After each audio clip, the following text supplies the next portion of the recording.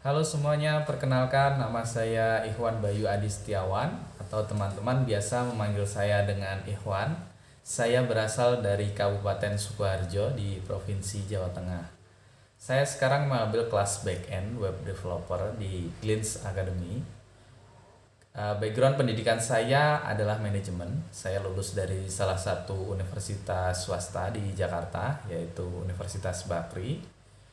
Sedikit cerita mengenai perjalanan hidup saya. Saya lulus kuliah di tahun 2016. Kemudian saya mencoba untuk merintis beberapa usaha kecil. Saya mulai dengan mencoba merintis sebuah peternakan dengan konsep virtual farming, di mana masyarakat yang ingin beternak tidak perlu mengelola langsung ternaknya. Namun kami akan menyalurkannya dan menghubungkannya dengan peternak lokal di daerah. Selain itu, saya juga pernah mendirikan sebuah lembaga bimbingan belajar yang membantu adik-adik di tingkat SD, SMP, dan SMA untuk mengejar ketinggalan materi di sekolahnya. Selain itu, untuk pengalaman kerja, saya pernah bekerja sebagai e-commerce executive staff di salah satu perusahaan e-commerce di Indonesia. Di awal tahun 2020 saya pernah belajar untuk menjadi seorang acting branch manager di salah satu restoran di Jawa Tengah. Dan pada akhirnya di bulan Oktober ini saya memutuskan untuk mengikuti program bootcamp dari Glins Academy. Kemudian selanjutnya untuk pertanyaan pertama, pernah gak sih kamu mikirin tujuan hidupmu baik jangka panjang dan jangka pendek? Ya, saya selalu berpikir dan mengevaluasi terkait impian dan tujuan hidup saya. Tujuan hidup saya yang utama adalah menjalani kehidupan dengan penuh ketaatan pada Yang Maha Kuasa, dan saya ingin menjadi orang yang dapat bermanfaat bagi banyak orang. Dalam jangka waktu 10 tahun, saya ingin mendirikan sebuah perusahaan yang dapat memberdayakan masyarakat di daerah.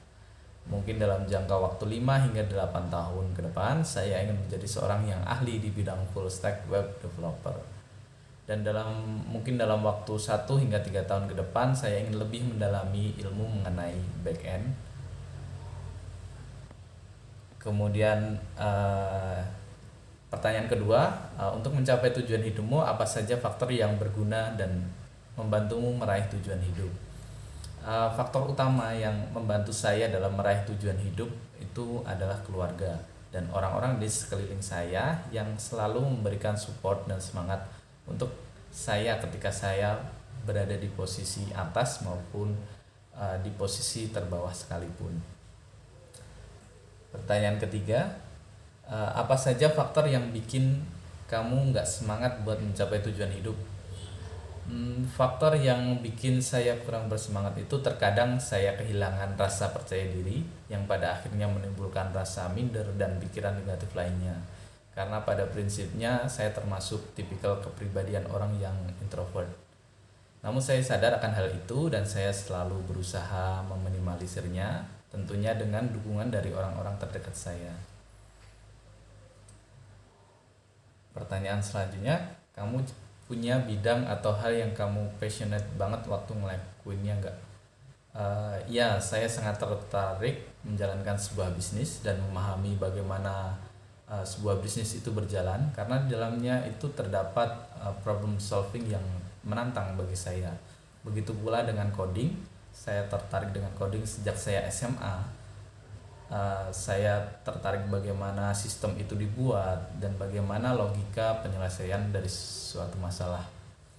Namun karena keterbatasan sumber daya atau resource pada waktu itu, di mana internet masih belum semudah sekarang ini, dan tentunya tidak ada mentor yang dapat membantu saya pada waktu itu, maka minat itu sempat saya tinggalkan. Selanjutnya, menurutmu kenapa Glins dan Binar Academy bisa jadi bagian dari perjalanan meraih tujuan hidupmu? Ya, ketika saya memutuskan untuk belajar programming, Glins Academy hadir membantu saya belajar mulai dari basic hingga kami dapat membuat sebuah aplikasi dengan baik. Materi-materi di kelas sangat membantu saya memahami bagaimana alur sebuah aplikasi itu dibuat, mulai dari materi yang paling mendasar, konsepnya, serta proses kerja secara tim dalam mengembangkan sebuah aplikasi. Glints dan Binar Academy tidak hanya memberikan materi di kelas, namun juga kegiatan office hour di setiap harinya, di mana kita bisa langsung bertanya pada praktisi di bidang IT yang sudah berpengalaman secara langsung. Selain itu juga ada pengembangan soft skill, yaitu dengan adanya English Express yang membantu kami belajar dan berkomunikasi lebih lancar dengan bahasa Inggris.